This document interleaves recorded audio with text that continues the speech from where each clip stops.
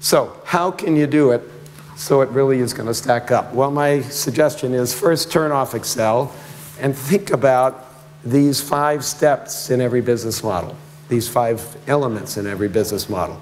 Your revenue model, your gross margin model, your operating model, your working capital model, and your investment model. Every business model is comprised of these 5 elements. So I want to set those elements aside and talk a bit about a process to get you there. And I want to use this story of a company that you know very well, and it's the story of Apple. What was Apple 10 years ago? What did they make? PCs, computers, right? Really cool computers. Yeah, great interfaces, nicely designed, but there were a couple problems, right? They weren't making any money.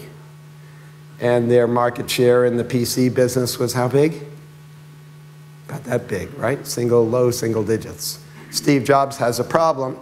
And Steve said, well, if I'm going to transform my company, I'm going to have to find somebody else with a problem and see if I can solve that problem. The somebody else he found was the music industry. And did they have a problem? They had a big problem, right? What was the problem? You all know it. It's on your PCs. Napster, right? So everybody's downloading music, and they're not paying for the music. I think they call that theft in some places. But so the music industry has a pretty big problem, right? Who else has a problem? The artists, right? Because they wrote and performed the music, and are they getting paid? No, they're not getting paid either. So Steve Jobs says, I've got a big problem here. I think Apple's skills would be well suited to solving this problem. But let's see, is there any evidence that there might be a business model here that would work? So Steve looked for a couple of things. He said, well, has anybody done anything like this before? Well, actually, Sony had. It's called the Walkman. And 300 million people had bought Sony Walkmans. Is there a market for portable music? Pretty clear, there is. Is there a market for music 1 tune at a time downloaded off the internet? Pretty clear, 26 million Napster users at the time doing exactly that. So Steve says, I think there's a business here where there's a real market. But there were some key questions that he had to address. The way he addressed them was to think about first, what are these companies that have gone before? So Napster was one on the software side. Sony was one on the hardware side.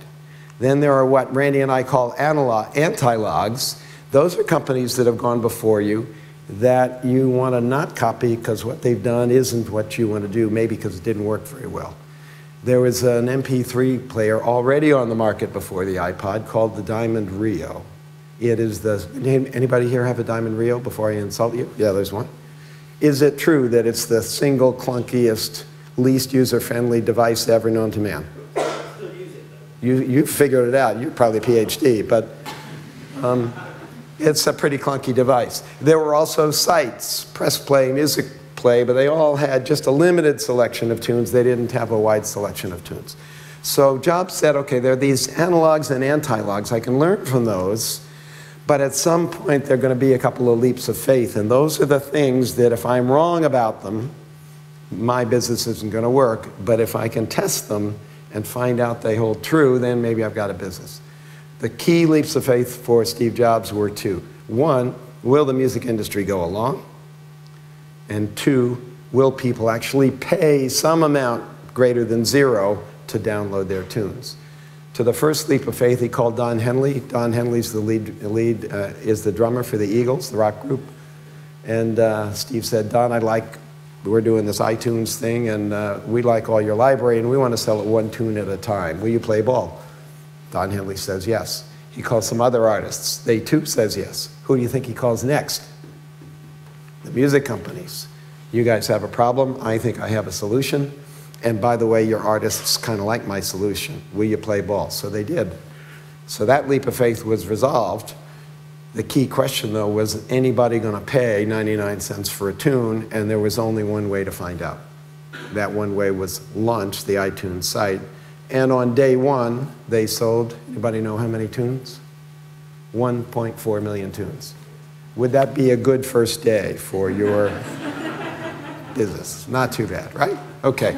So what's the process look like to make things happen once you've got this idea and fleshed it out? Well, it looks like getting some analogs and antilogs from which you can draw both concepts and numbers to figure out if this is really going to work, and figuring out what are those unarticulated assumptions, the leaps of faith that really aren't proven, and finding a way to go test those quickly and inexpensively. Here's what Jobs likes to say about this process. He says we can look at artists, and this is what artists do all the time. They just steal from each other. And Apple actually does that too, right? Sometimes they get sued, but that's what they do. So that's the process.